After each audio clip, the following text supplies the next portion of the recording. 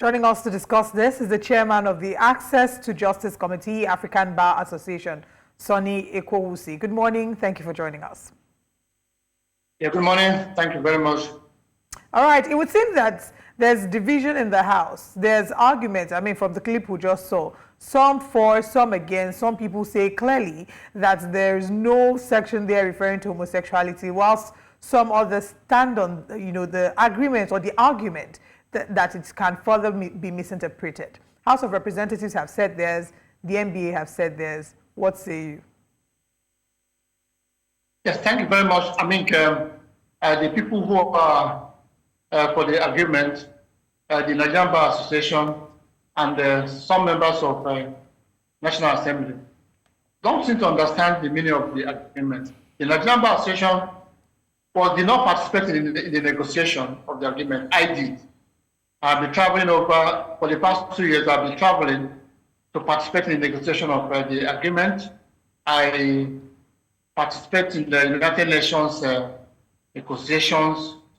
So I'm very much conversant with the European Union language.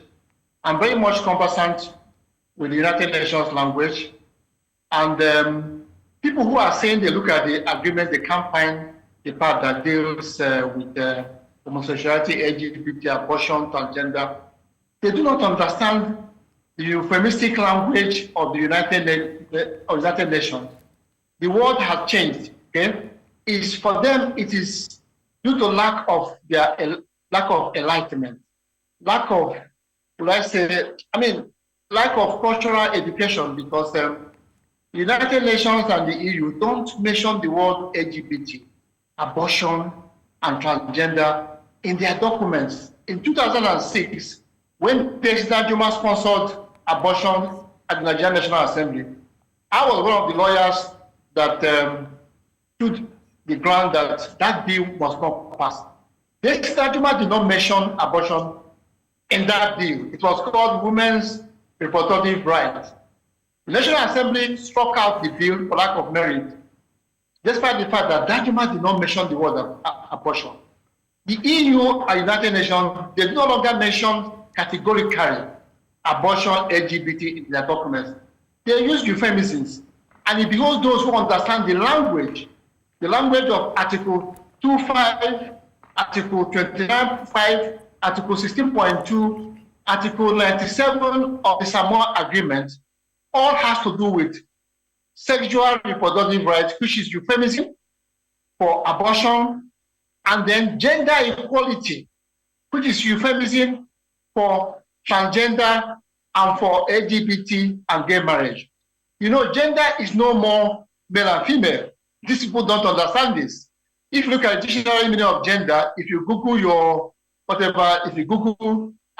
you look at GIT chart or whatever, you see that gender now encompasses LGBT, it encompasses sexual orientation, it encompasses gender neutrality, that is people who say they are neither male nor female. And this is what are loaded in the Samoa Agreement. We who participate in the United Nations negotiation are telling them this is the danger. And they keep on arguing, and they don't understand the language. To be a lawyer is not enough. To have LLB for university is not enough. You need to be culturally enlightened. You need to be educated. You need to travel. You need to mix up. You need to learn. It's not just enough to be a lawyer. You need to learn. You need to widen your scope. And that's why we're having this problem of interpretation. We have told them and said, look, if this agreement is controversial, put interpretation clause below. We have said, okay, Nigeria, sign the agreement, but let European Union put interpretation clause below, which is normal in many controversial agreements. If you have a tenancy agreement, you don't know what your landlord has said. You put a proviso, provided that we told them put a proviso that gender equality does not mean LGBT, that sexual reproductive rights does not mean abortion, and teaching our children masturbation, sterilization, breast enlargement. They refused, which means there is something wrong in the agreement. Can you allow me? What has can you hear us, sir? I'd like to please ask that this interpretation you're talking about, was this suggestion made at the point where negotiation was done? And of course. And what was the response? It was made in Mozambique. It was made in Uganda. Some African lawyers say, look, these definitions are controversial. Put interpretation. If gender is male and female, gender does it mean even in Nigerian constitution you have interpretation clause, so that the terms and language does not have ambiguity. That's what we are saying. We are saying, okay, fine, sign the agreement, but put interpretation clause so that the whole world will know what you are talking about. But the European Union will not agree because they have a strict agenda. You know that I'm very sure, I can bet you that once Article 25, Article 29.5 are removed from the agreement, the European Union will lose interest in the agreement. They will abandon it. Don't forget that this is a trade agreement, economic agreement.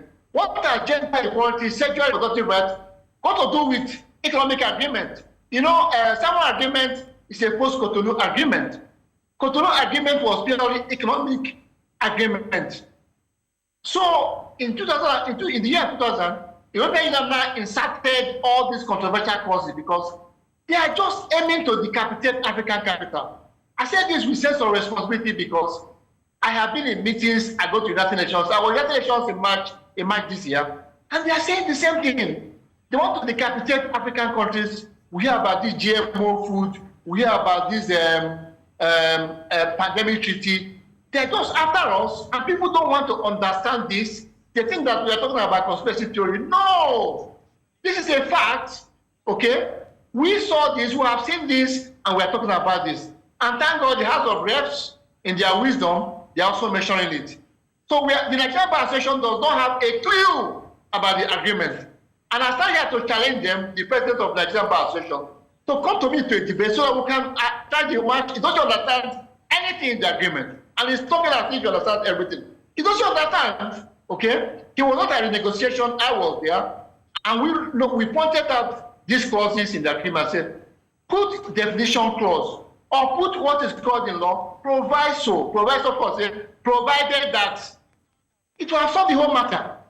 And they don't want to do it, you know, they just want to go and sign an agreement containing so many rubbish so that our country will be, our cultural heritage will be compromised. No, you know, we are people, we must protect our identity as Africans, as Nigerians. Somebody cannot be in New York and be telling us how to live our life in the name of one world government. They want to make one world government. So somebody in New York or Washington, D.C. will be telling you how to live your life. You must be gay, you must be transgender, you must be this. No, these are nonsense. These are something that are antithetical to African cultural heritage. And we are saying no. And that's why I have this passion to be saying that those who say it does not contain it, they don't understand the language. They don't even know the meaning of the articles I'm talking about. They can't interpret it. You know, we have interpreted it because I am getting involved. I was a lawyer, again, I repeat, that stopped women's reproductive rights for being made a law in Nigeria in the year 2006.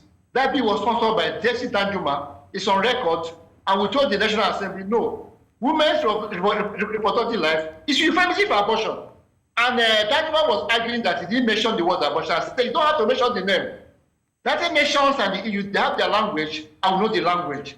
And okay. Those of us who participate in the position that, yes.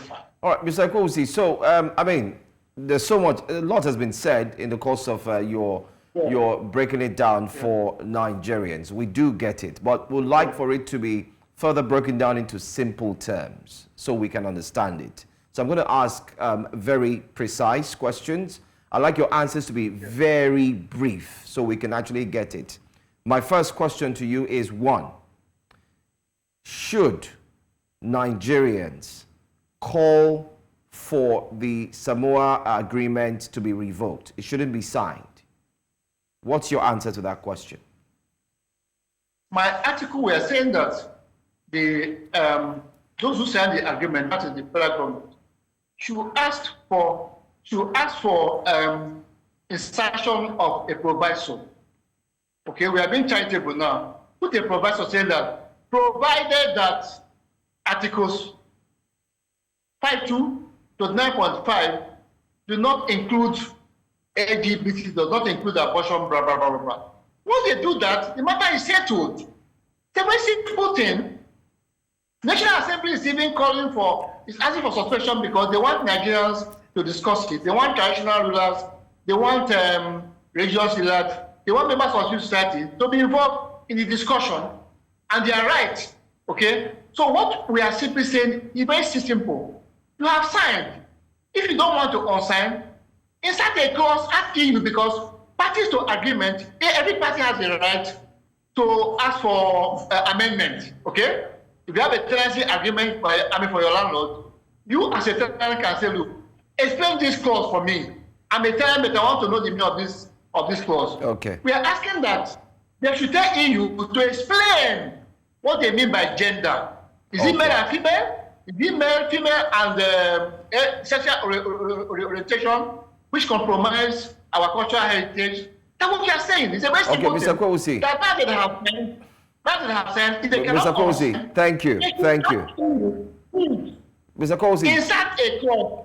Thank you. We get Yes. the point. We get the point. You're saying expatiate, add a clause to it, make it clear. Let's understand what gender means. My final question to you, before I move to Olive. My final question. We get that point now. Good. So it stands out. We now understand what you're asking. Is the NBA and the ABA divided in this situation as we speak now? Because there's a lot of mixed reaction that the NBA is saying this, the ABA is saying this. Where do they stand? Yes, I would say that the NBA should try to understand the agreement. They don't understand, okay? They don't know the language. I have listened to them. I saw their submission. They don't understand the language. They say they have looked at it. They can't find anything. They can't find anything because simply they don't understand the language of the European Union and United Nations. United Nations have their language. Family planning services, gender equality, sexual and reproductive rights. Human rights is the LGBT is included now as a human right by the United Nations and the European Union. LGBT is a human right. So when they say human right, the Samoa Agreement, human right was mentioned 100 times. They should define what human right is all about. I mean, you mentioned 100 times. What human right are you talking about? You know that ordinary human right is human right that you and I know. But to the European Union and to the United Nations, human rights encompasses LGBT, transgender, is their rights. We're not on the same page in this matter.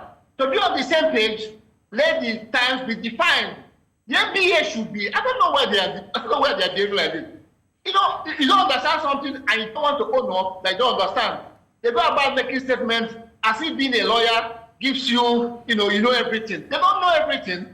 We are telling them, please, understand the language, go and read the documents, okay? I can tell you if you pick up the documents of European Union or United Nations who work in Nigeria, you see all these funny languages.